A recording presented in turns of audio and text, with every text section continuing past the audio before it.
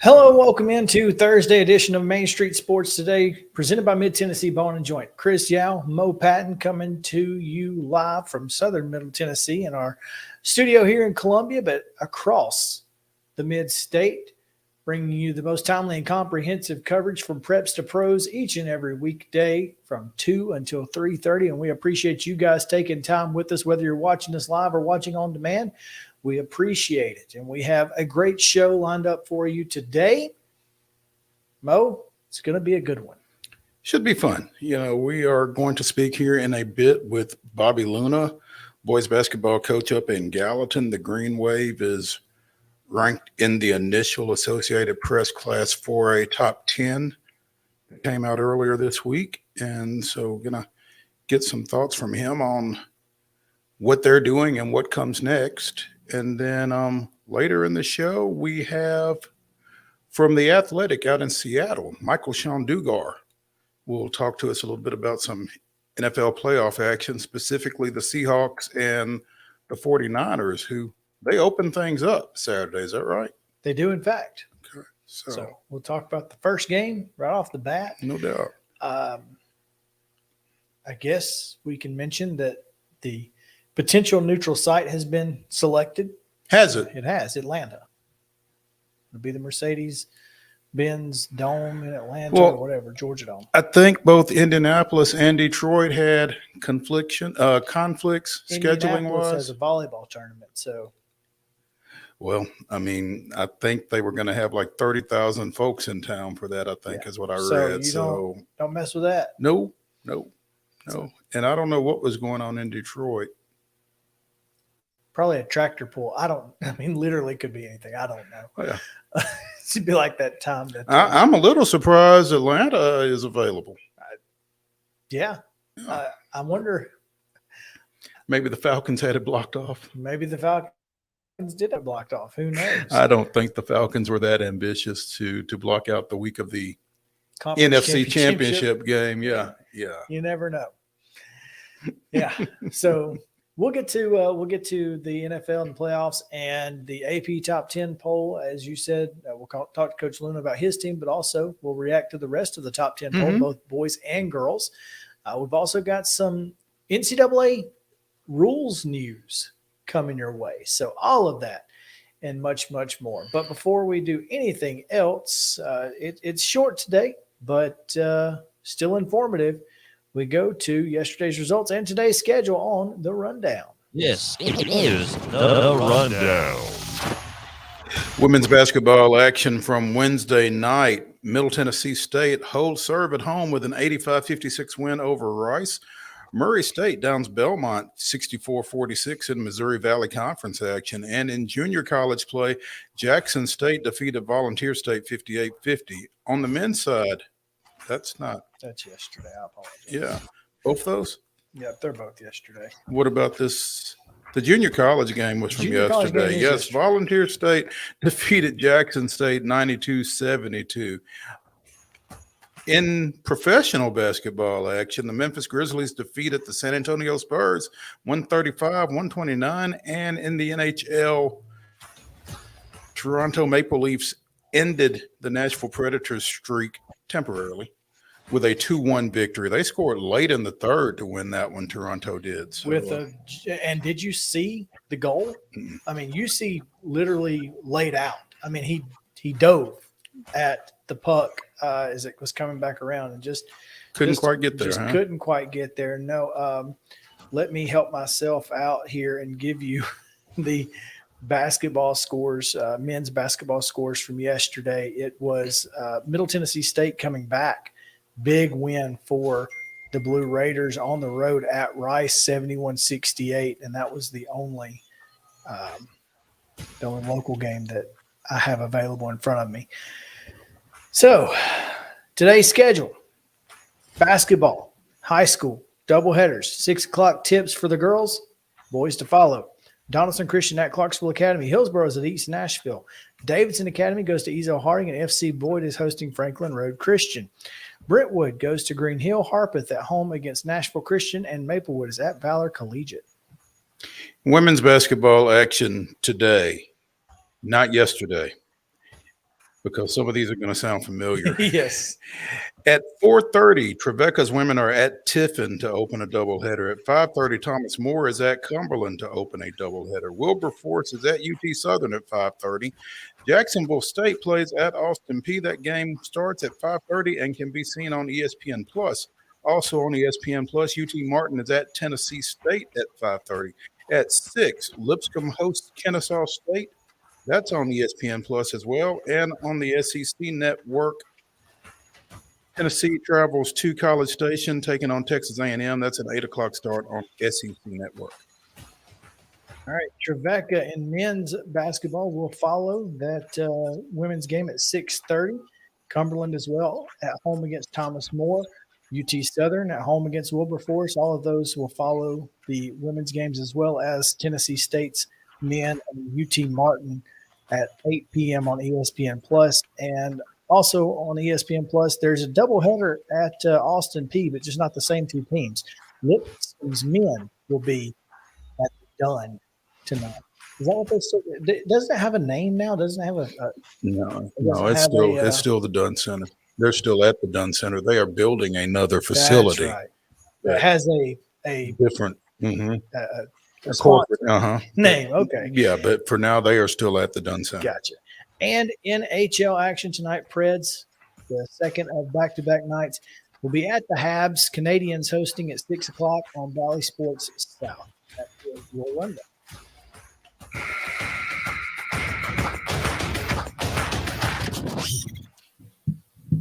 All right. Top story today coming from the Big 12 coaching ranks.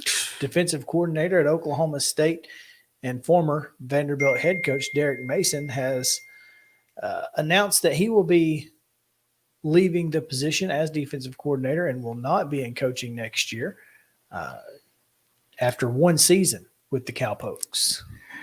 After 30 consecutive seasons in the great game of football, I have decided to take a sabbatical from coaching in football at the conclusion of my current contract at OSU. I look forward to spending time with my family to rest and reflect on opportunities within the game I love. In the game I love, actually, is what this graphic from Coach Mason says. So, a sabbatical is what he's terming it. I mean, I guess that's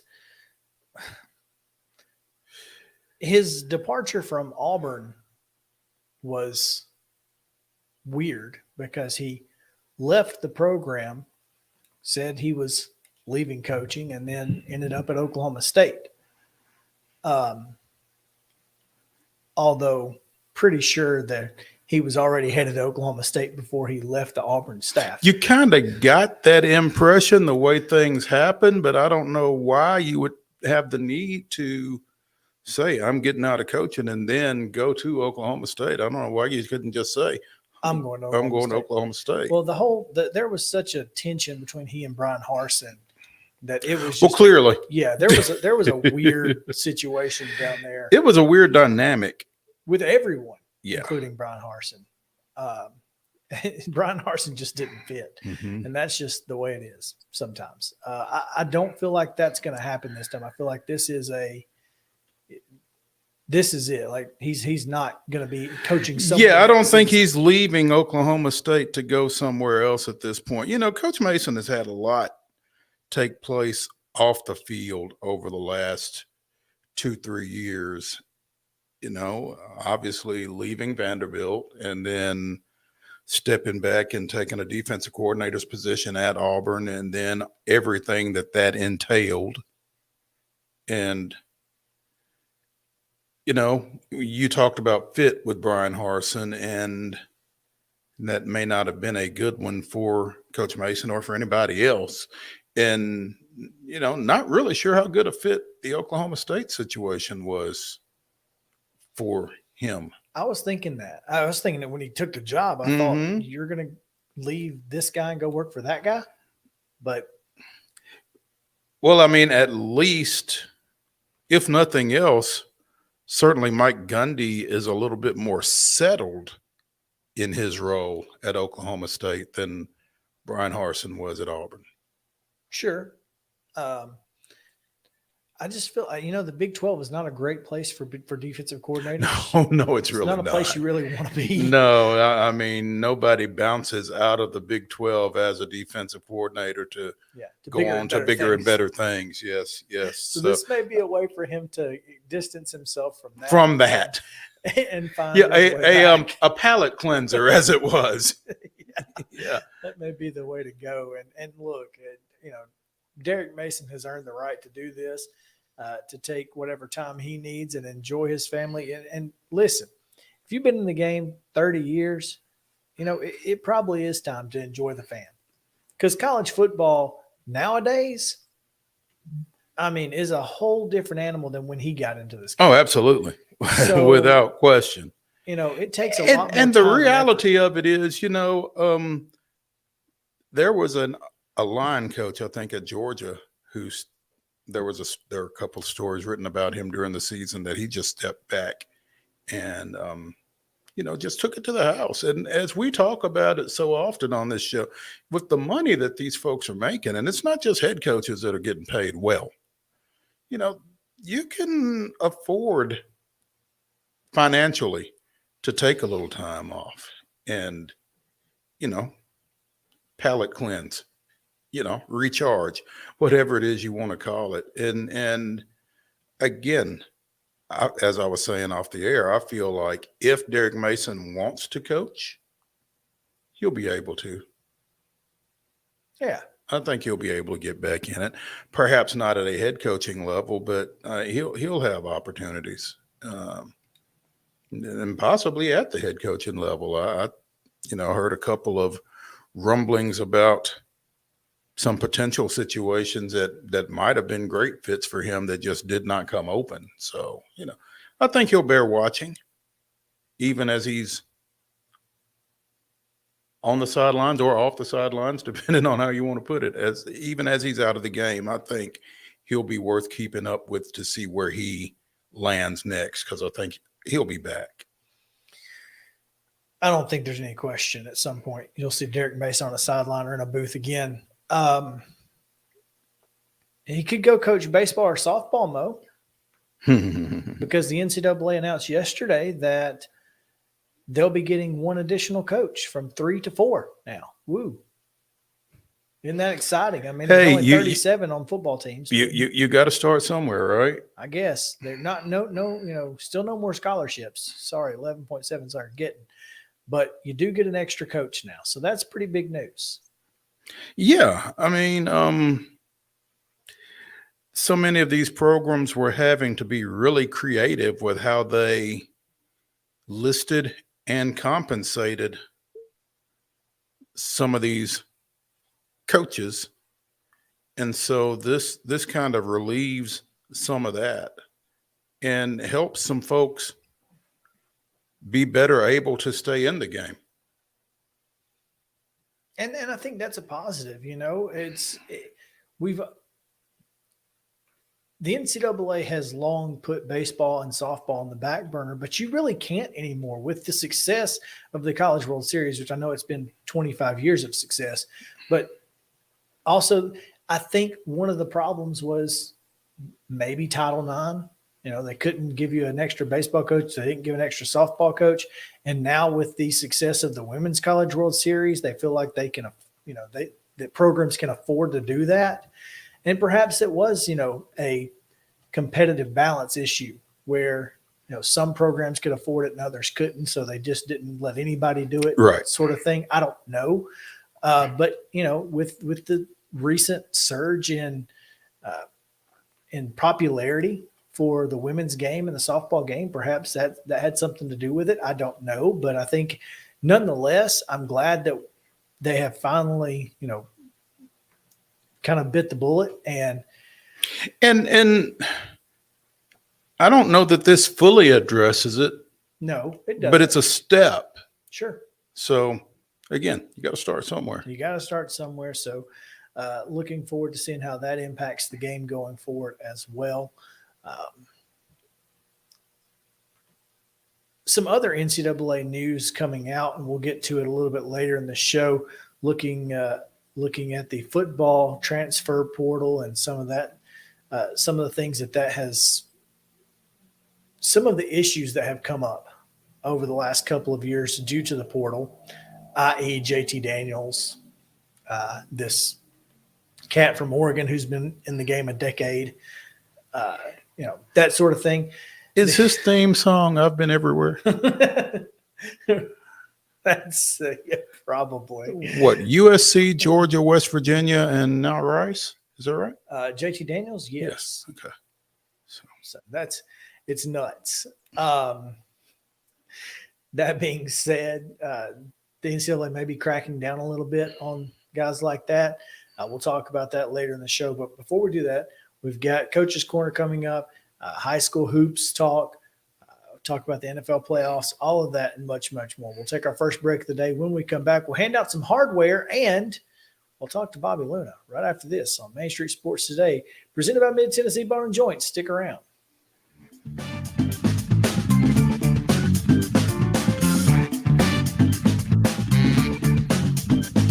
Mid-Tennessee Bone and Joint treats your orthopedic injuries and existing conditions. Our trained physicians will get you back in the game faster. Contact us at 931-381-2663 or www.mtbj.net.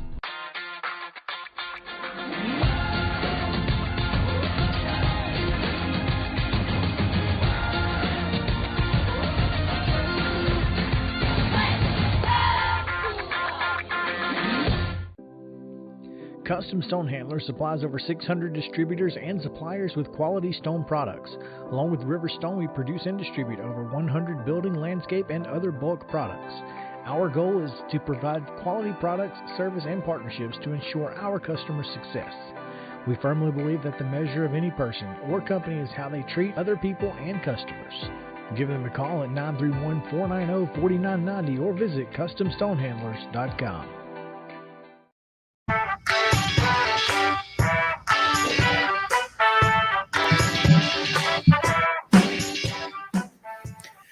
Welcome back in Main Street Sports Today, presented by Mid-Tennessee Bone and Joint. Chris Yow, Mo Patton, coming to you live from Columbia, but across the mid-state with plenty of coverage from preps to pros. We will literally go from preps to pros in this one. We'll go from high school sports right into the NFL playoffs. So stick around throughout the rest of the show. But it's time to hand out a little hardware, Mo, as we do each and every Thursday. And we'll start with the In to Win Life Southern Middle Tennessee Team of the Week, presented by Custom Stone Handlers, as you just saw their advertisement there. Timing is everything. Timing is everything. There So we the go. End to Win Life Team of the Week, Mo. The Zion Christian Eagles boys basketball team won 3 games last week. Defeated Culleoka 49-36, won 69-18 at FC Boyd, and won 61-40 at Academy of God. Sitting at 8-8 now with those 3 wins and one on Tuesday night as well. So the Soaring Eagles Man, our End to Win Life Team of the Week this week. So congrats to first-year coach Sam Martin and the bunch over there at Zion Christian. and our Mid-Tennessee Bone and Joint Southern Middle Tennessee Athlete of the Week right here in Columbia. Right here in Columbia, as they like to say, Gabe Davenport, the sophomore guard from Columbia Central.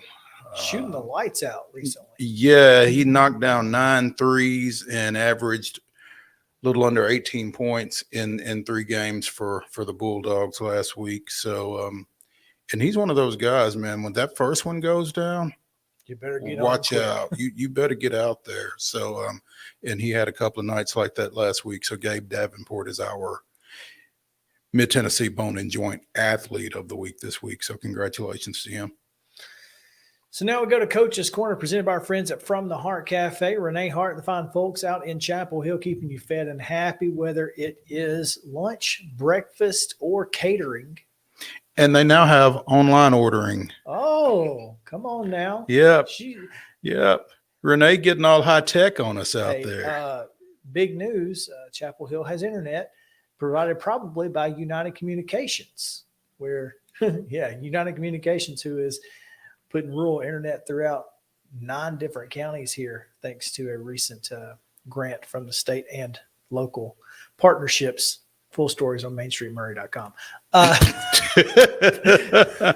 to get it in when you can, right? That being said, Coach's Corner from the Heart Cafe out in Chapel Hill. We appreciate Renee and the fine folks out there. We bring in Gallatin boys basketball coach Bobby Luna. And Coach, I have a question for you before we get started about anything else. You see behind Mo's head, there's a photo of Coach Paul Bear Bryant. I'm curious if you're related to the Bobby Luna who played for Coach Bryant.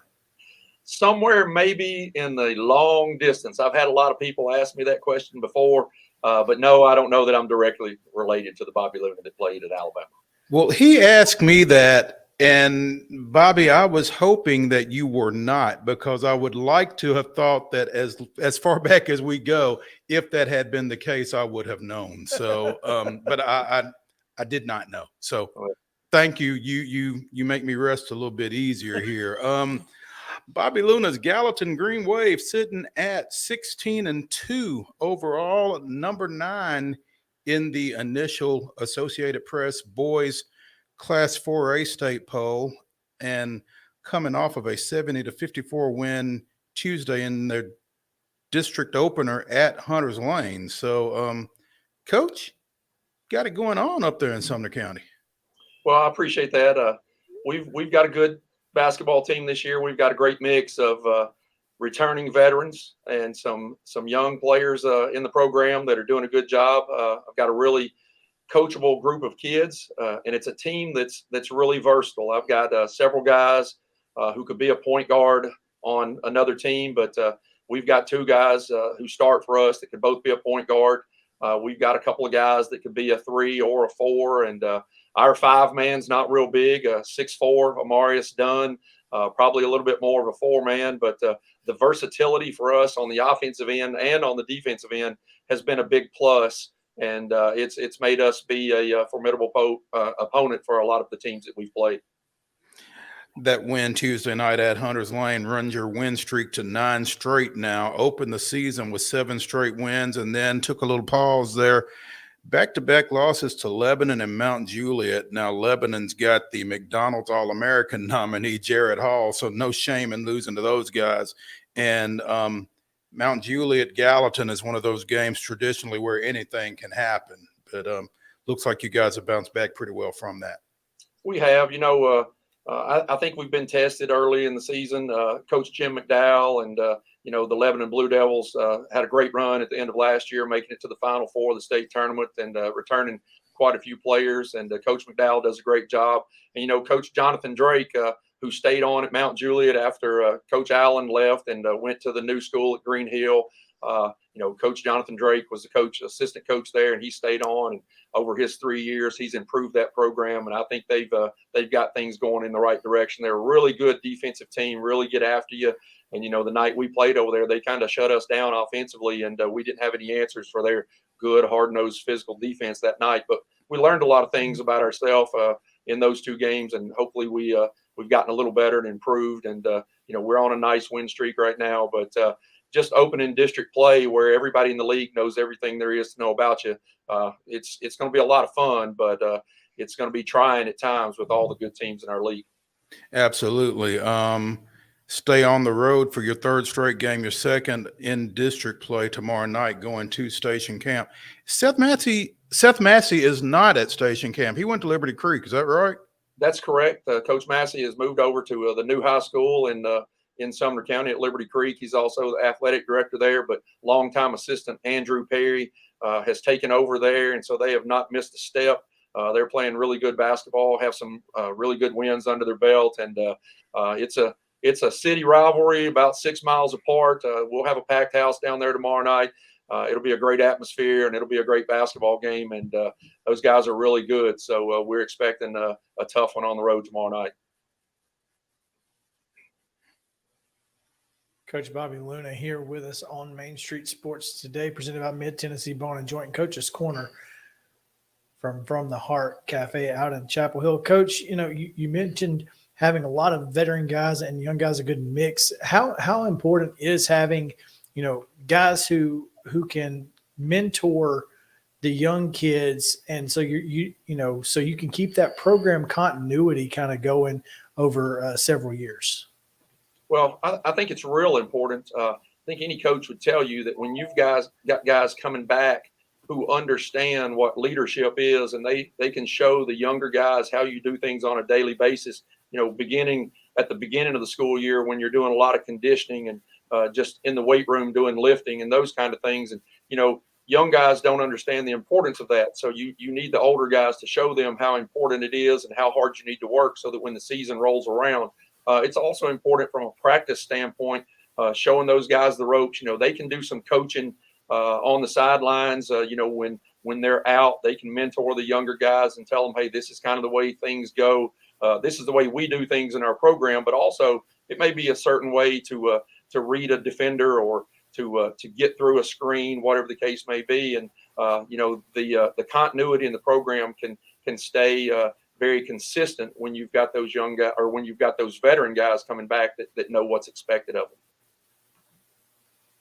Now you and this is kind of getting off of this year's team, but you got a pretty big event coming up next week where you'll be honoring a special team at Gallatin.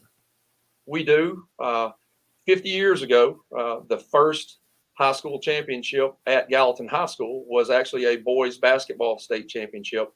Coach Jerry Bradenberg and the 1973 Green Wave went on the road. And if I'm not mistaken, I believe they may have played at Stokely Athletic Center, then on the campus of the University of Tennessee. And I believe they beat Dobbins Bennett in the final in a season that they went 30-1. A lot of those men are still around in the city of Gallatin, and we will be recognizing them on next Tuesday night when we host Beach here at Gallatin High School. And we're looking forward to seeing the remaining members of that team, and we've got some special presentations for them. That was in a different time. All the teams at that time did not receive state championship rings, and I'm sorry to say that we don't have state championship rings that'll be passed out. But one of the players on that team, Jerry Lumpkins, has done a great job of getting this event together and spearheading that, and he's got something that he wants to give all of the remaining members and the family members of those who may have passed away. He has something for them, and it's going to be a big event, and it'll be great to see those people here in attendance on Tuesday night. Speaking of honor and history, Bobby, you guys took part in a really fantastic event, and it's something that has gone on for a minute up there when Gallatin plays Springfield. Typically, you all recognize Bransford High School out of Springfield and Union out of Gallatin, the two African-American high schools that existed in those cities prior to segregation, wearing their uniforms and that kind of thing. And really, I don't think it can be overstated just how cool that is to see. Yeah, we started this about 5 years ago, and Springfield jumped on board this year. This is the first year that we've actually done that with Springfield High School and their opportunity to honor Bransford. We have an assistant principal here, Mr. Johnny Anderson, who is from the Gallatin area and grew up in this area and was very familiar with Union High School. Has had an educator as a parent, but 5 or 6 years ago, he came to me with the idea, and I've been in Gallatin for a long time, even though I'm a transplant to this area, and it is something that has really taken off. And I think the unique thing about it is not only do we play that game in the Union throwback style uniforms, but we met with some former players at Union High School, both the men's and the ladies team, and we asked them about some of the former players. And so the numbers that are on those jerseys do not match the numbers of our current players. Those are numbers that represented some of the more skilled players from those schools. And we hope that when those persons come to see the game that may have attended Union High School, which closed in 1970, I believe, we hope that they see those numbers and it brings back memories of that school. But also, and we'll do this again this year, we've done it every other year for the past couple of years, we will take our current players and we will visit the old Union High School site where the gym still stands. It's not in great shape. It is now called the Shalom Zone, which is a nonprofit organization, and they are doing some things in the community to maybe try to restore that gym. But we'll take our players there, and we want them to understand the history of the way things were and the opportunities that were not afforded to all of our students. When we leave the old Union High School, we'll actually go to First Baptist Church, East Winchester, that has the archives from that school. And we'll meet with some of the former players and some of the former students, and they will get to share their experience of what life was like in the segregated time when Gallatin High School and Union High School, those students were not allowed to attend school together. So it has been something really unique, great for our students, a tremendous learning experience. And a lot of our students find out that they had relatives that attended that school. And I think it gives them something to go home and talk about. And it has been one of the most heartwarming and one of the most educational events that I have ever been able to be a part of as a high school basketball coach. Gallatin boys basketball coach Bobby Luna joining us here on Coach's Corner, presented by From the Heart Cafe over in Chapel Hill. Bobby, you mentioned that you are not a Gallatin native, but you've been there since 1995, so you're probably about as close as anybody at this point. When you took this job after previously coaching at Warren County, did you expect nearly 30 years later to still be there? I don't know if anybody expects the fortunate longevity that I've been able to have as a high school basketball coach. I think it's year to year every time, but Gallatin High School is a unique place. This is a unique area. The administration is great. I've been fortunate in the 28 years that I've been at Gallatin High School. We've only had 3 principals, so the turnover is not something that happens a lot. That's made it good in the fact that we've got continuity in the administration. I know what my job is. I know what the expectations are of this job. I know that this school is still very community oriented, unlike some schools. So I can't say that I expected to be here this long, but I'll just say that it has worked out really well. I love my job. I guess, a lot of people say if you love your job, you've never really worked a day in your life. And I can tell you that I look forward to coming in every day. The young men that I get to coach on a daily basis are awesome.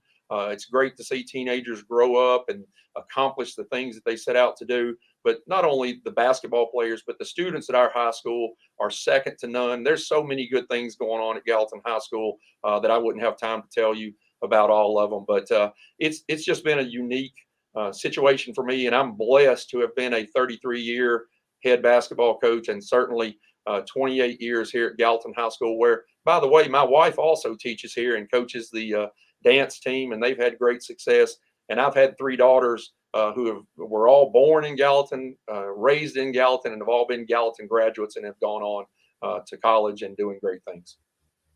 Bobby, you mentioned the expectations, and when you got there, Calvin Short was still around.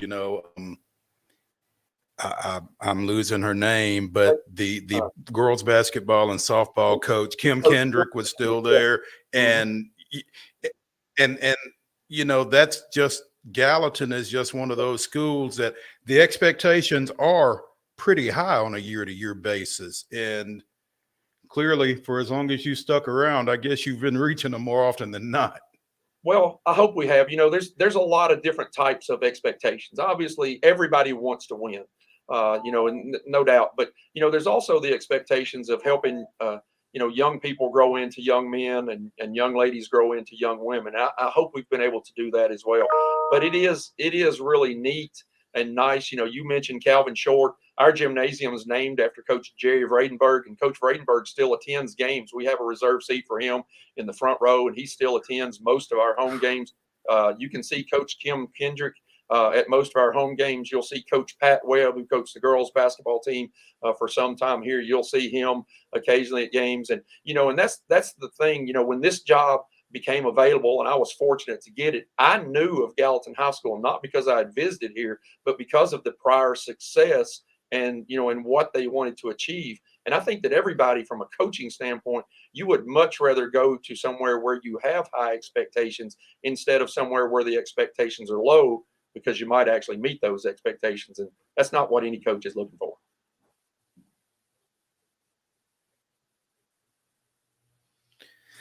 Coach, before we let you go, you've been there 28 years. How does your experience in at Gallatin High School help a new coach like Michael Stroop, who comes in to take over the Greenway football program? How do you help him navigate the world of Gallatin and Green Wave athletics?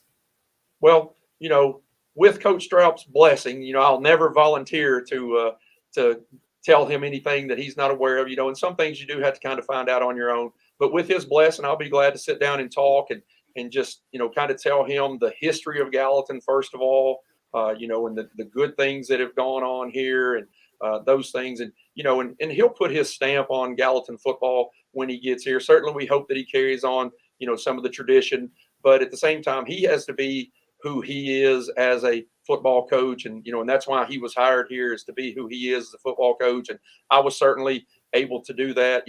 Coach Jerry Vradenberg is a great friend of mine. Again, like I say, he comes to a lot of our games, but he never volunteered to tell me, the way that he did things or how he coached basketball. So I'll certainly be glad to share anything I know about Gallatin High School with Coach Straup when he gets here. But, he was hired. Our administration did a great job, did their due diligence, and we're looking forward to Coach Straup getting in here in the short time, hopefully in the next week or so, after he's able to get here from Jackson. But he'll do a great job, and this community will accept him and embrace him, and they'll certainly be a big part of the success here. And the support is great.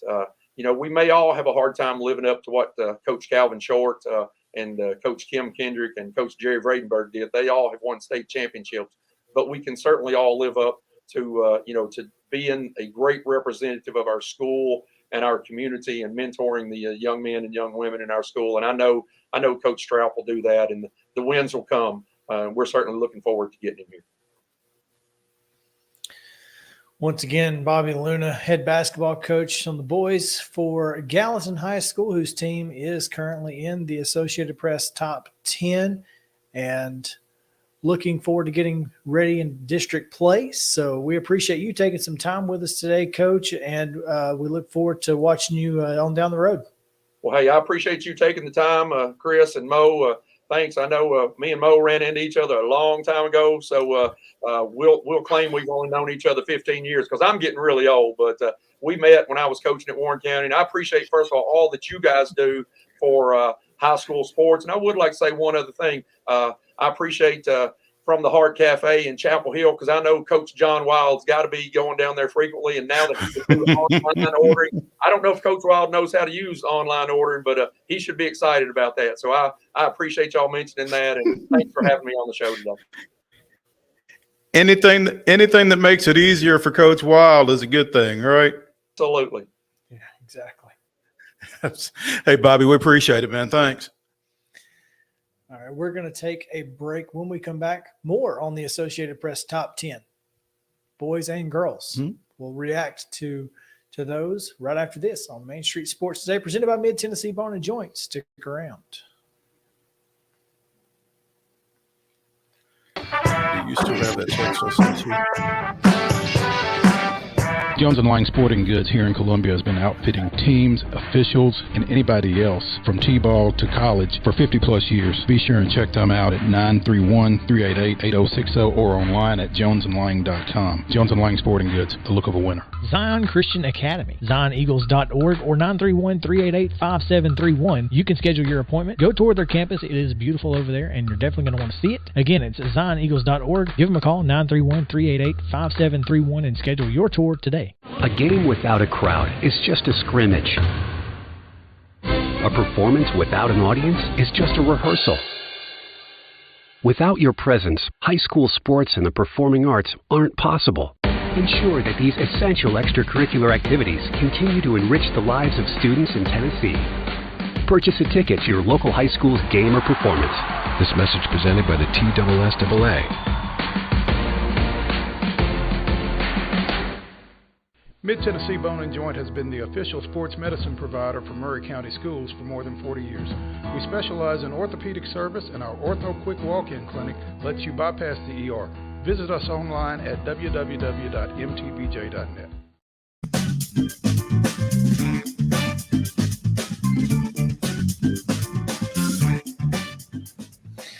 Welcome back in. Main Street Sports Today is presented by Mid-Tennessee Bone and Joint. Mo, always fun when you have folks like Coach Luna on the show. He's a blast, man.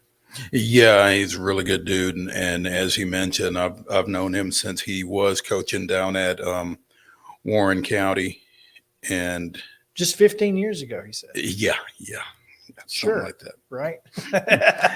Back when he had hair and mine was not gray. Yeah, so. Always exciting when you get a chance to talk with guys who have been here for that long. It's not there just aren't a whole lot of them left. Yeah, it's a tough. The profession has gotten tougher, obviously, and you don't have those folks with that kind of longevity, like you said, for various reasons.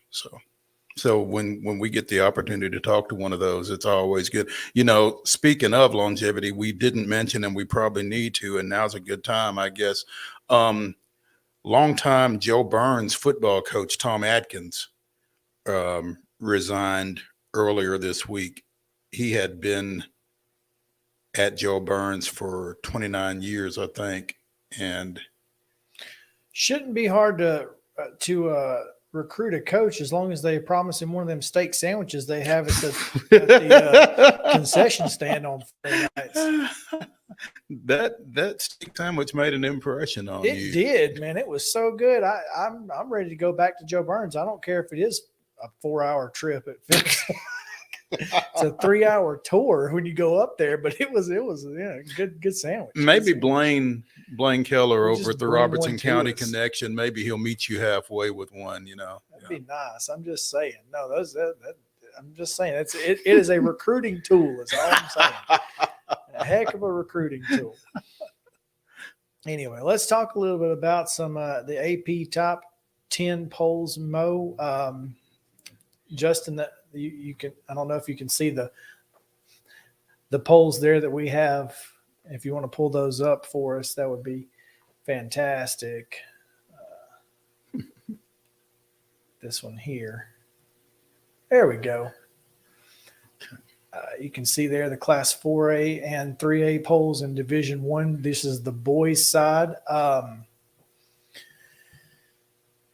lot of local flavor. There is some local flavor, and that's good to see. You know, you've got Hillsborough sitting there at number 2. They just beat Franklin last Friday night in a district matchup there. Independence at number 6. They just beat Franklin down in the Panhandle at a holiday tournament. No. Franklin beat Independence. Franklin beat Independence. That's which right. is Yeah, why my it's a little bad. Yes. Odd that, Independence is ranked ahead, but hey. Yeah. Well, it's the first poll. It is. And it'll be interesting to see how things change from this week to next week once your voters become a little bit more up to speed on what's going on, because sometimes that first poll in particular, you're just kind of looking at records and not necessarily how they got there. But over there in 3A, Lawrence County ranked number 3. And how about that? Well, and didn't Page just beat them Tuesday night? I know the girls beat Page, which I thought was a little bit of a surprise. Mm-hmm.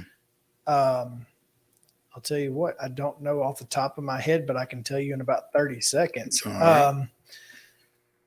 Either way, Lawrence County was, pretty impressive.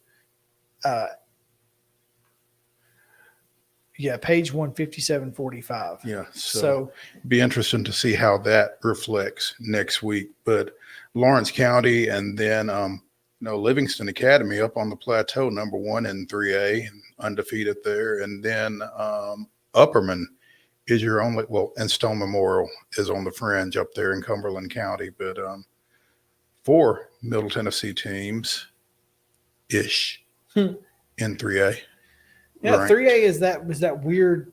We've talked about it. Mhm. 3A is the 5A. Right. The football 5A kinda of basketball. Weird. You don't really. There are a lot of weird teams in that. Well, there are a lot of weird teams, and there's a lot of. It's kind of wide open. You feel like sort of again like 5A in football. I don't know. I don't know who your favorite is in 3A to win it, and I don't know if they're on that list. Because it's just that wide open. I feel like It could be absolutely. I'm not even sure who's in 3A because we just don't. We don't see a whole lot of it. But Right. Lawrence County is about the only team anywhere near us that plays 3A basketball. Well, now Spring Hill is 3A. Yeah. They and Lawrence County and Tullahoma and that bunch are all in District 8 3A. 3A. So 3A. 3A. Difference between 8 AAA. There's a difference between those two things. Those two terms are not the same. No, don't confuse those. This is 8 3A. Big Yes. difference. Big difference. In Class 2A, we move along to. There we go. East Nashville, the easy favorite, in my opinion, Defending state champs. to repeat there. And they've are got the those 2 Eagles. great guards. And so, and they are that until proven otherwise, they are that. But Fairview's sitting there at number 2. I saw that Fairview team last year in the region tournament against Summertown, and either of those teams could have won that game and gone to the state tournament from the sub-state. And Fairview lost that game, had to go to Milan for their sectional and fell. So, but I'm telling you, the Yellow Jackets are a really good basketball team, and they had a freshman or a sophomore that was a legitimate basketball player, and they're going to be hard to beat down here in 2A. Meanwhile, you're also looking at Cascade. They're out of Bedford County at number 8 and Cheatham County at number 9. So, again, Middle Tennessee with some strong entrants there. And then 1A, Richland. Yeah. Richland sitting at number 3. Our fans. Yeah.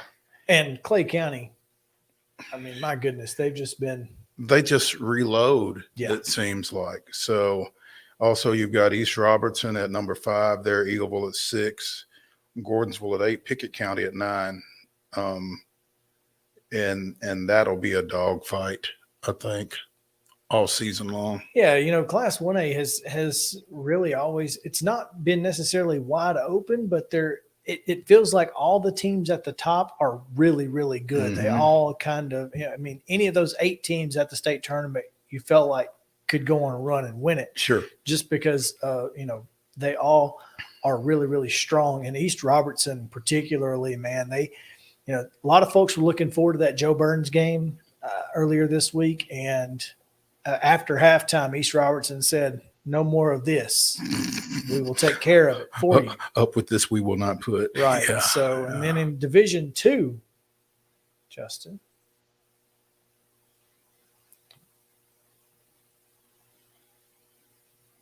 Should have one more slide. There we go. There we go. Briarcrest sitting at number 1 in AA, and Brentwood Academy there at 2 with NBA, and Texas A&M commit Marcel Reed, dual sport athlete. Yeah, Like dropped 30 the other night. So he's going to make them a force to be reckoned with, apparently. And then CPA rounding it out there. They and NBA tied for that 4 spot. No surprise to see the Memphis schools there, though, Briarcrest and Christian Brothers particularly. No. And no surprise in the Class A poll, Good Pasture. A little surprised to see Boyd Buchanan getting 3 votes. I mean, to me, it feels like it's Good Pasture and everybody else, but maybe Boyd Buchanan's got something that I'm not aware of, Mo. That, could be. I mean, it's early, but you feel like, again, until proven otherwise, Good Pasture with Vanderbilt signee Isaiah West you feel like is your favorite in D2A. Although I think, and at the risk of sounding biased, I think you should look for this Columbia Academy team to edge up in that direction here as the season goes. And again, they just scored 45 points in the 4th quarter the other night to force overtime before beating Battleground Academy 195 in double OT. 45 points in a quarter. In 8 minutes. That's a lot. I mean, seriously, that's a lot. They've got NFHS. So I may have to go back and just watch the 4th quarter. Just watch the 4th quarter. Yeah. And yes, it does kind of sound a little biased because we cover them, but they're one of those teams that they have enough talent that they can beat anybody on any given night. The concern, well, the good thing and the concern is that they've got, we just talked about Gabe Davenport. They've got 3 or 4 guys that could go for 20 or more on any given night. Yeah. Which is a good thing from a scouting report standpoint. But at the same time, when you need a basket, where are you going to go? Well, it's funny because, sometimes it takes a little time to figure out who's the guy that's going to score that night. Mm-hmm. And, you hope it doesn't take you to the 4th quarter to figure it out. But sometimes it does. But yeah. And sometimes the answer is everybody's going to score. And that's how you get 45 points in a quarter. I mean, if everybody's hitting, they're unstoppable. Mm-hmm. I mean, they really are. On the girls' side, Bearden, no surprise there in Class 4A, undefeated. And Coffee County, longtime powerhouse in girls basketball, 22-1. They're tied with Bradley Central. Of course, we got Blackman in there from Middle Tennessee, also Stewart's Creek, Rockville, who we've talked about and had on this show. Yeah, we had Bill Hockenberry on a couple of weeks ago, and his Rockets have rocketed up to number 9. Yeah, so and then in Class 3A again, just not the Lady Bees. They're the Lady Bees. They are. Upperman coming off a great season last year. Creekwood, they're one of their 2 losses to Gatlinburg Pittman over in that Christmas tournament. And, outside of that, Creekwood has been very, very good. It just looks really odd to me, having been around for as long as I have, to see White County not in the top classification. White County, alma mater of one Kelly Harper. Oh, there you go.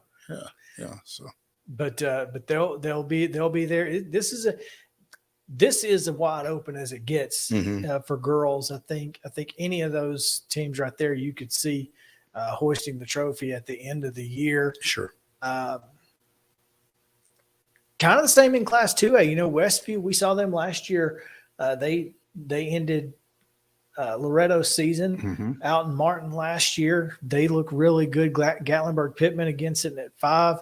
Alcoa, who just beat Gatlinburg-Pittman. Those two teams are just fantastic. Gibson County is always good. We saw them last year as well, I think. Yeah.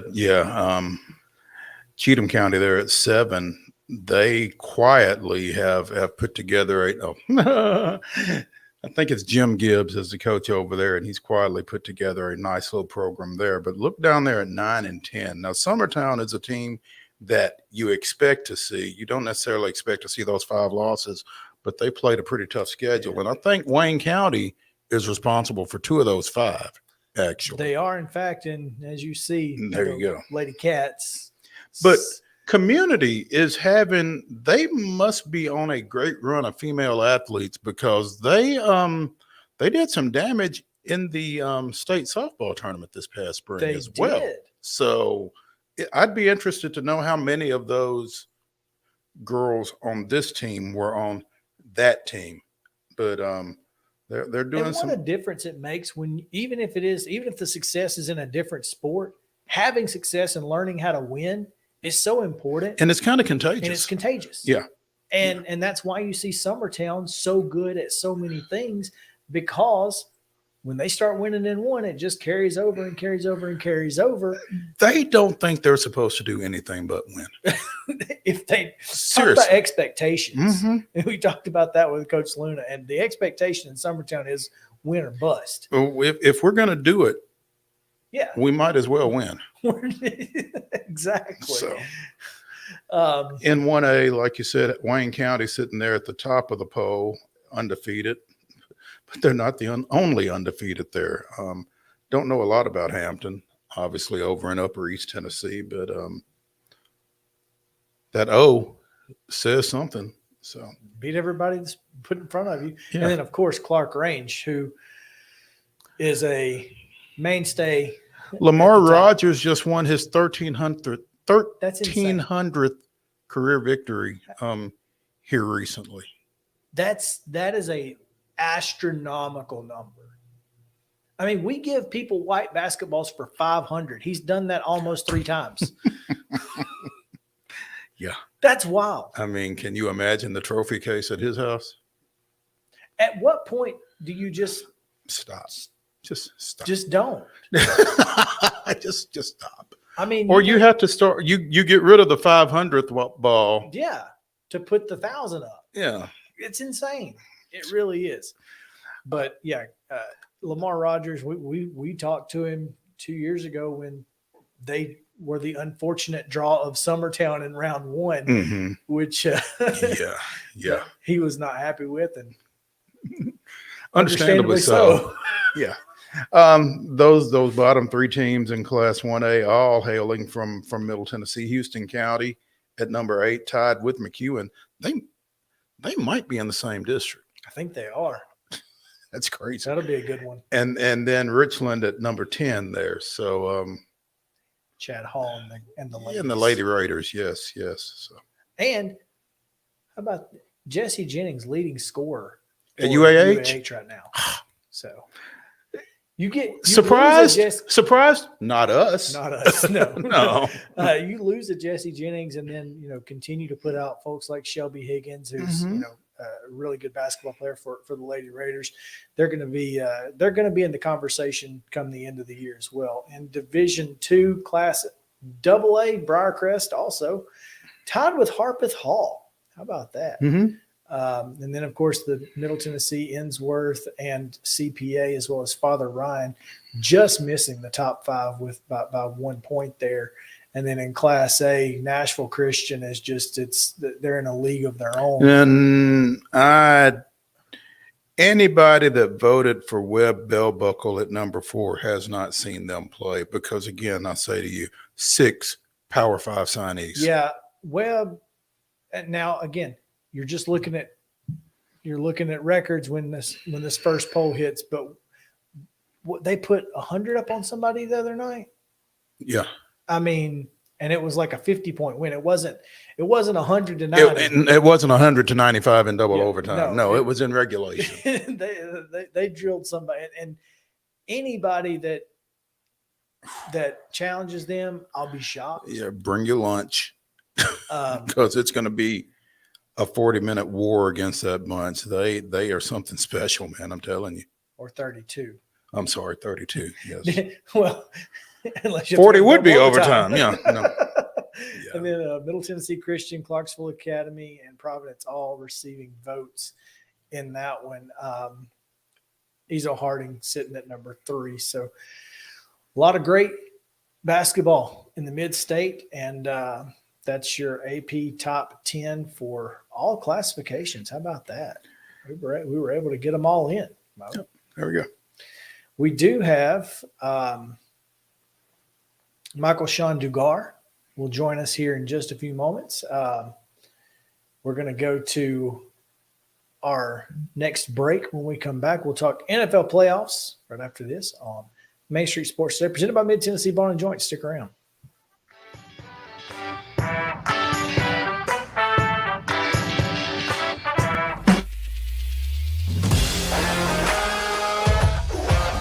Hockey in Music City just hits different. It's one big honky-tonk party. It's the sea of gold in the crowd. The goals, the saves, the celebrations. It's an experience like no other. Don't miss a minute of the action this season. Visit NashvillePredators.com/tickets to get your seats today. That's NashvillePredators.com/tickets. And we'll see you at Bridgestone Arena. You've been putting back a few, and a few becomes a few too many. For a moment, you think about calling for a ride. Nah, you live nearby. What's the worst that can happen? You get pulled over, your insurance goes up, you lose your license, you total your car, you kill someone. Walmart Supply Chain is hiring in Lebanon. Earn up to $22.25 an hour when you join our new fulfillment center. Enjoy competitive pay and premium perks, including 100% paid college tuition, 401k match, flexible schedules, a free Walmart Plus membership that includes discounts, and free Paramount Plus, paid time off, and so much more. Fulfilling work starts right here. Text JOIN to 240-240. That's JOIN 240-240 to apply now. This is attorney Bart Durham, and this is me. I'm Aaliyah. Keeping in good physical condition is really important to me. But when I had a wreck with a tractor trailer truck that hurt my legs so bad I couldn't work for almost a year, I knew I needed a lawyer that understood tractor trailer cases. So I called Bart. Bart gets millions of dollars for his clients every year. At Bart Durham Injury Law, we've handled hundreds of tractor trailer cases. My dad and I want to help. Give us a call at 615-242-9000.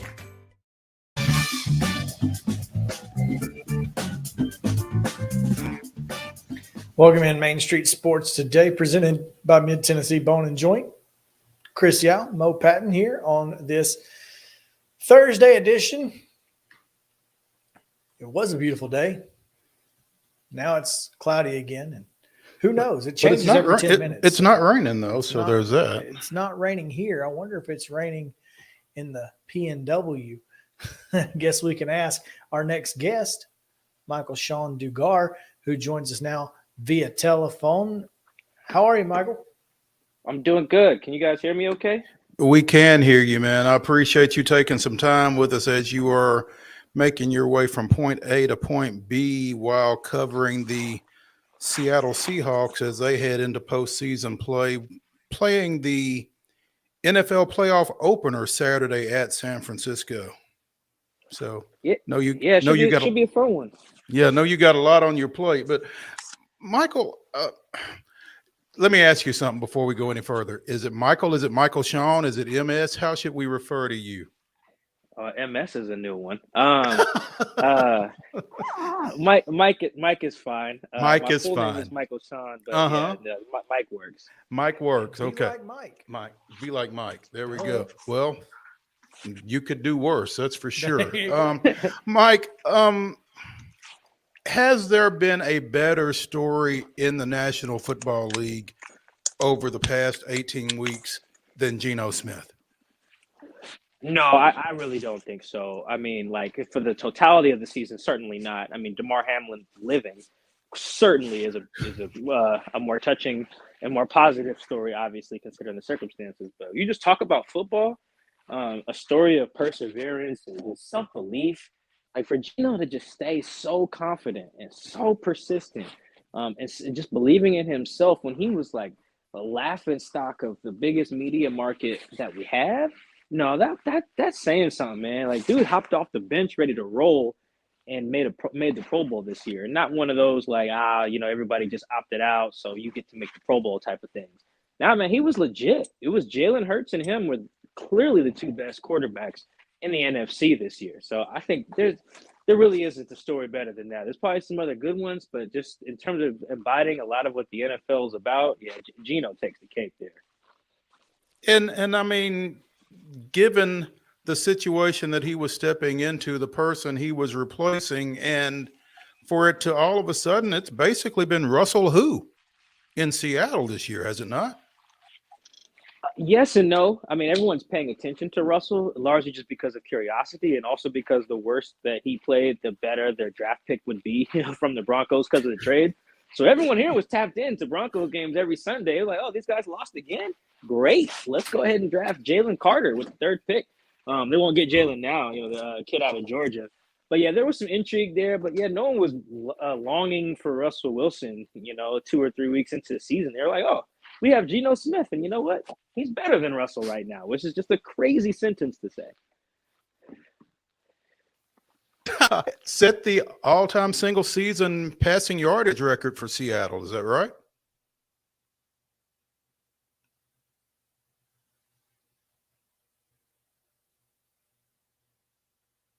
Mike, you there? He's not. It was impressive. I'm not like blown away by the yardage number or the, some of the raw completion numbers. I think completion percentage is cool that he beat him in that. Anything that has to do with an average or a rate, I think those are the numbers to pay attention to. But yeah, he had a good year, man. He had a legit Pro Bowl season.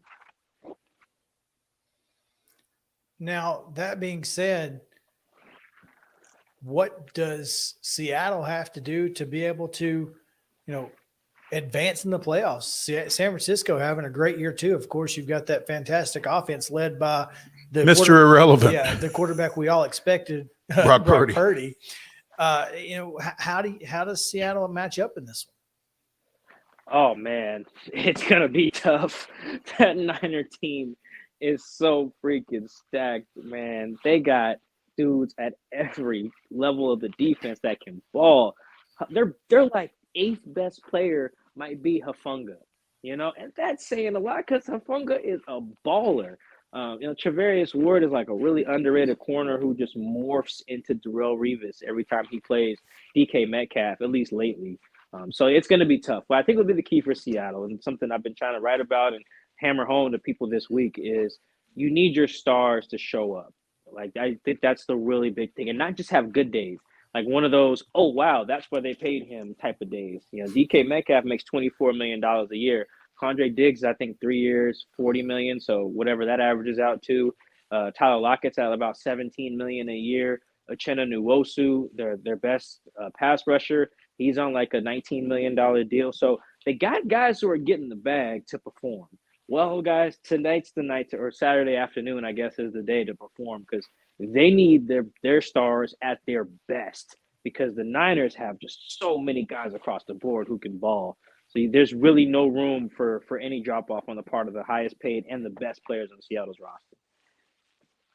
Speaking with Michael Sean Dugar of The Athletic out of Seattle here on Main Street Sports Today, presented by Mid-Tennessee Bone and Joint.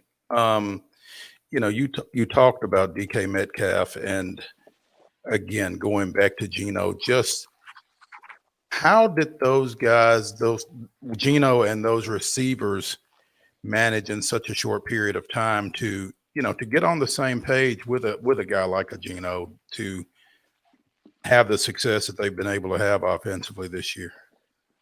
The important thing to keep in mind, particularly as it pertains to Geno and DK Metcalf, is DK came into the league the year that Geno got with the Seahawks. So, like, he's really only known Russell and Geno as those have been the only constants for him in terms of guys throwing him the ball in his NFL career. Now, obviously, Russell has thrown him far more passes and far more high stakes situations, but like every day of DK's NFL career, he's been a teammate of Geno Smith's. That's important when you make the decision to move on from Russell, because they could have drafted a guy or just, had Drew Lock win the job, or, given Drew Lock the job in the trade with Denver as well. But I think there was something important about, like, all right, our two best guys, DK and Tyler, they have caught passes from Geno for the last 4 years. That's gonna matter. And I think that's why it helped Geno win the job, I think, in part because he's just better than Drew Lock. But the other part is, like, he does know how to throw to Tyler. He does know where Tyler likes to freelance or how Tyler sees the game. And same thing with DK. So I think the 3 years that Geno backed up Russell really helped build the chemistry with DK and Tyler. And some of the other guys, Will Dissly as well, who's been on the team that entire time as well. He's on IR right now, but Will was drafted in 2018. So all he knows for the most part is Geno and Russell as well. Like, all that stuff behind the scenes is really what prepared Geno to just hop off the bench and just ball. And, I hate to keep beating this dead horse, but I'm just so fascinated by that whole situation, Mike, but from the standpoint that, obviously Drew Lock comes in the trade. Obviously there is certainly a narrative that Geno can't start in this league. How did the Seattle coaching staff allow themselves to be open to the possibility that Geno could be QB1 up there? A lot of it came down to having started games with Geno Smith in 2021 because of Russell Wilson's broken finger. I think if Russell started all 17 games in 2021 and they had never seen Geno play in anything other than some preseason games and maybe once or twice in mop-up duty, I don't think they would have had the same confidence. It's just hard to project when you're playing against guys who don't make teams, preseason or mop-up duty stuff, which is not really – it's not building a game plan with you all week, and throwing you out there. Russell broke his finger in week 5 of last season. That means they let Geno prepare all of week 6, all of week 7, and all of week 8. That's 3 weeks of first team reps, 3 weeks of implementing a game plan and seeing how he handles himself, 3 weeks of having him go against actual NFL defenses, blitzes, disguises, dealing with pass rushes, different centers, different tackles. So I think all of that was just a lot of data. They had data to use. They didn't have to project, because that's the thing that's so scary about getting a new quarterback. Unless he's played for your coordinator or your head coach in a previous stop, you have to just do so much projecting. And with Geno, they didn't have to project that much. They had seen him in a Pete Carroll offense with Shane Waldron as the coordinator, throwing the ball to DK. Now they didn't do super great at it last year, but it was enough that they didn't have to project. So I think that was part of the evaluation and why it was so easy for them to make the decision to make Geno Smith QB1. Mike, you had a great story on Pete Carroll, 71 years old. Is this his best coaching job to date? I don't know if I should say that. I don't want to put too much emphasis on a degree of difficulty. I mean, he did win a Super Bowl. But even if we were to scrap the Super Bowl year from the sample, I do think just getting back to the Super Bowl the next season might even have been even harder if we're going to account for a degree of difficulty. And then even after they lost that Super Bowl in 2015, they come back and they get to the divisional round of the playoffs and lose to the eventual conference champion by 7 points on the road, that Cam Newton Carolina team. It's Pete's done a really good job managing different things.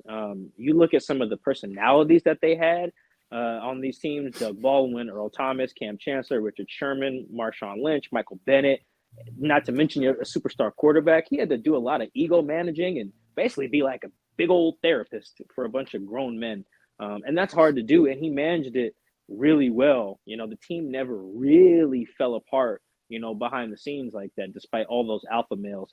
So I think this is probably a top 3 coaching job by Pete Carroll. I can't dismiss though some of the success that he's had. Like, even though the rosters were a lot better back then, the fact that he was able to get to back-to-back Super Bowls in a league designed to create parity, that's pretty impressive too.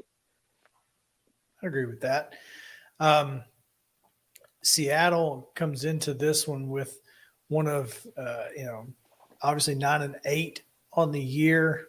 San Francisco looks a lot better on paper, but again, when you talk about this Seahawks team, they're kind of built to scrap. And with it being a divisional opponent, this is a team that they're familiar with. How much impact is that going to have on Saturday? Oh, I think that'll have a ton of impact. There ain't but so many plays teams are running in this is effectively week 19, right? You ain't just making up a bunch of new stuff. Maybe you dress up an old play from last year with a different formation, or you switch one guy from the outside the numbers, then you move him into the slot. But you're still running outside zone. You're still running power. You're still running counter. You're still running curl flat, passing concepts. All your red zone stuff still the same. So it's really just comes down to who executes the best. And, it ain't like the Lions. You won't see anything like the Lions game versus the Packers, where I think the Lions ran a flea flicker. They ran a screen, hook and ladder. Like, the Seahawks have some of that stuff in their arsenal already. They had a botched wildcat formation that went for an interception in week 2. They also threw a flea flicker in that week 2 game. But see, they've already put that stuff on film too. So I don't think you're going to see anything that's catching the 49ers off guard, and vice versa. The 49ers aren't going to run anything. They're going to run outside zone. They're going to run stuff to their tight ends. They're going to try to get the ball in Deebo Samuel's hands. It's nothing tricky. So it really comes down to who gets off blocks, who tackles, who makes plays on the ball when the ball's in the air. That is really what's going to make the matchup so entertaining. I don't think either team's going to catch each other off guard. It's really just who can hit the other guy in the mouth and who can withstand the punches from the other team. San Francisco won both these NFC West meetings during the regular season, won 27-7 in mid-September in San Francisco, or Santa Clara, and 21-13 about a month ago in Seattle. Mike, this whole Brock Purdy situation, again, this guy's Mr. Irrelevant. He probably wasn't even planning to dress when this season started, but then Trey Lance gets hurt, Jimmy G gets hurt, and all of a sudden he's under center. What have you seen out of him that's allowed him to be as effective as he's been? Or is it even him? Is it just the people around him? It's both. You watch Brock play, and he's obviously doing some good stuff. He ain't just handing it off 40 times and they're just scoring 100 points, right? He's making some throws. He's beating some blitzes. But I do think Kyle Shanahan is just a diabolical mastermind. I saw a game where he had Nick Mullins throw for 400 yards up in Seattle in 2018. Now, Seahawks blew them out. But, look how hard it is for some of these guys who ain't that good to throw for a lot of yards, man. Malik Willis got basically benched out in Tennessee because he couldn't throw for more than 100.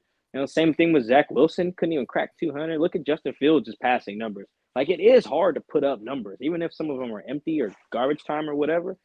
Shanahan's been able to do it with Nick Mullins. He's been able to do it with Jimmy G. He's been able to do it with Trey Lance, just a little bit, not as much. But, yeah, so it doesn't surprise me that they gave him, Brock Purdy, and he's in there slinging it. Kyle Shanahan just knows. He figures out the rules of your defense and decides what his offense can do to break your rules or turn your rules on their head. And all this quarterback has to do is just not mess it up because he's basically walking you through it. So I think that a lot of credit for how Brock is performing. Some of it goes to Brock, but I would give most of it to his head coach. Well, I just wish Kyle had figured some of that out in a certain Super Bowl a few years ago. But that's always going to leave a mark here in the Southeast, I think. But Mike, what are your thoughts about this game and about the other games this weekend? Is there any other game in particular that catches your eye as you look at this wild card weekend schedule? There's a few actually. I'm very curious to see how Justin Herbert and Trevor Lawrence perform in their first playoff games. For Justin, obviously he'll be on the road, but I just think in general, I just would like to see how those guys perform in their games. Let's see, who's the other matchup that intrigues? Oh, the Bucs game. There's a lot riding on being the quarterback of the Dallas Cowboys, man. That's really America's team. And what comes with being America's quarterback is America can hate you if you mess up in the playoffs. So I think the Cowboys got a really tough draw there, having to go to the home of Tom Brady. And the Bucs offense stinks, but boy, that defense is loaded, and their offense makes just enough plays in crunch time to beat you 16-13 or whatever, which is probably what that game will end up looking like. So that matchup really, I think that's the 4-5. That one really intrigued me from Monday night. I'm interested in the Jags and the Chargers, although I think now I'm thinking about it, that game might be Saturday night, so I might not watch it at all. I'll probably be too busy. That actually kind of stinks. I'm always interested in watching Josh Allen. He's fun, but it just in terms of a matchup intrigue, Chargers, Jags really moves the needle for me. And then Bucks Cowboys is really interesting. I think the Minnesota versus New York game probably will have something wacky in it because you got two teams who aren't very good, but I ain't rushing home to watch that one. Went and got my haircut yesterday. My barber is a huge Cowboys fan, and he pointed out that everybody that talks about that game says Cowboys got to play Brady. They've not mentioned Tampa Bay or the Buccaneers. It's always Brady in everybody's conversation. And Michael Sean Dugar of The Athletic, that was his first reference as well. So it's pretty unanimous. The Dallas Cowboys are playing Tom Brady. The Tampa Brady's? The Brady's, yes. Michael Sean Dugar of The Athletic out of Seattle covering the Seahawks. You can follow him at Mike Dugar, Dugar, on Twitter. Mike, really appreciate your insight into the Seahawks and again, into Geno Smith. And it dominated our conversation just because I'm that fascinated by the way this whole thing is played out for him. And I would imagine that the Comeback Player of the Year trophy has already been engraved. Yeah, it needs to be. I don't think that anyone's putting up a better case. Saquon put up a good one. Christian McCaffrey did as well, but it's Geno's award to lose. Mike, we appreciate it. Have fun out there. Stay safe, and make sure you got your jacket. Oh yeah, no man, I get to go to California for a playoff game and it's dumping rain. That's just my luck. But thank you guys for having me. I appreciate it. Thank you. Sir. All right, when we come back, we're going to talk about some of the rule changes in the NCAA. There's some tweaks to the transfer eligibility rules. So stick around. We'll tell you what it is right after this on Main Street Sports Today, presented by Mid-Tennessee Bone and Joint. Now, are these tweaks or are they proposed? This is Chris Yow with Main Street Sports Today. Every show, Mo Patton and I welcome friends from all across the sports landscape, from high school coaches and reporters to national, college, and pro sports personalities. You never know who might stop by for a chat. She's on Thinking Out Loud, presented by Regions, and Out of Pocket with Alyssa Lang. It is, in fact, Alyssa Lang. I'm a little nervous. I'm going to lower the bar for guests now. Oh, no. Apologies in advance. It sounds like SEC Commissioner Greg Sankey. You got that radio voice. I do. It's a good sound. Thanks for radio too. As do we. And then here's the other thing. You guys, you're spot on with the name. Everybody wants to be on Main Street. Everybody wants to be on Main Street. So, and we reach every Main Street in Middle Tennessee, Coach. Yeah, that's it. So Perfect. when you're on Main Street and you are moving, you gotta love it. Like you're moving. I was impressed. I'm glad someone.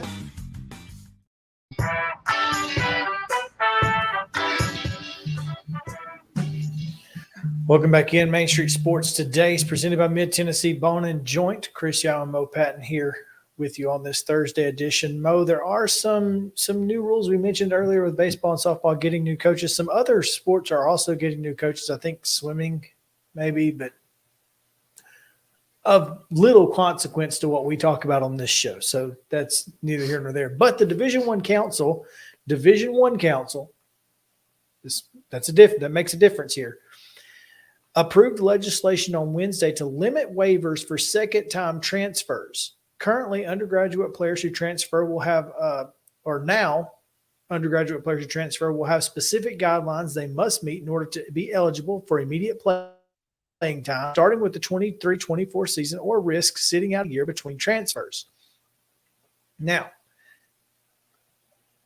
in the list of things that you can transfer for: physical injury or mental health condition, exigent circumstances, sexual assault, things like that. But no other factors will be considered, including academic considerations or playing time. And that makes sense. I think it's going to make a big difference in how many folks just enter the portal, just willy-nilly. Yeah, I mean, we've talked about it. The transfer portal is a good thing, I think. It just needs tweaking. This is that tweak. Again, you get the one free one. Mm-hmm. After that, you get a second chance, but there's no more third chances and fourth chances and fifth chances and whatever. Looking at you, JT Daniels. Well, essentially, JT Daniels would have needed to graduate between Georgia and West Virginia, and then West Virginia and Rice. If he did graduate, he would be a graduate immediately, transfer. right? Immediately Graduate transfer. None of this applies to graduate transfers. This is undergrads transferring for a second time. Correct. So, and I think that's important to note. Mm-hmm. Now, I think the NCAA has been a little lax in its eligibility requirements over the last couple of years. And I think that laxity has been they didn't really have a feel for where to draw the line. Right. I'm glad that they found one, and hopefully this makes a big difference. I just think when you go back to situations like Cade Mays, I guess, and other situations where waivers have had to be signed by schools and they have not done so, I think this kind of helps clean some of it up. And schools holding guys hostage, we're just not going to do it. Sorry. So it kind of this cleans some of that up, but at the same time, it's not going to allow you to go to 4 schools in 4 years, and that's a good thing. I don't know that you necessarily should be able to go to 4 schools in 4 years. Well, like Zach Calzada, right? We just mentioned he's gone from Texas A&M to Auburn. Didn't play at Auburn, but I think most of that was due to an injury. And now he's headed to Incarnate Word. Well, you've always been able to transfer down and be immediately eligible. So this wouldn't affect someone like this decision. That specific decision, I don't know that I understand that. Can he not beat Robbie Ashford? I don't think so.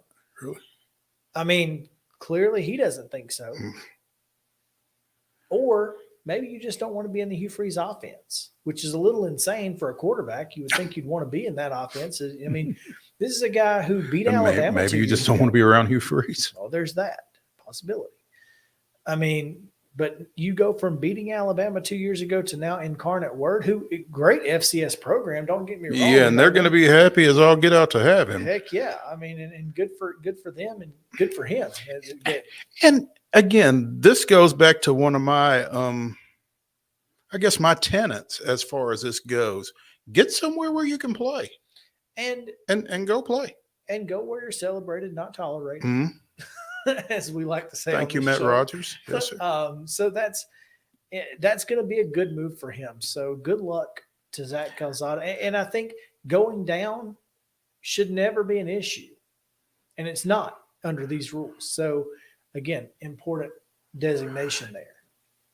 I think we're both looking at the same article on CBSSports.com, and there is an interesting point made here. The new rules are an attempt to rein in the number of players using transfer portal, which has exploded since it launched 4 years ago. Nearly 2,000 players in FBS alone entered the portal in the first transfer window following the 2022 regular season. At least 120 quarterbacks alone have entered the portal. That's an insane number. That's more. That's one per program. 123 programs. I thought it was 119, but it used to be. I think it's 123 now. But either way, it's one per program. Well, technically, I guess it's 123 with the addition of Jacksonville State and all those teams moving to Sun Conference USA. So it may still be technically 119. That's insane. That is an astronomical number, Mo, but we've got to get out of here. We'll be back tomorrow. Sorry. We'll see you at 2:00 on Main Street Sports Today.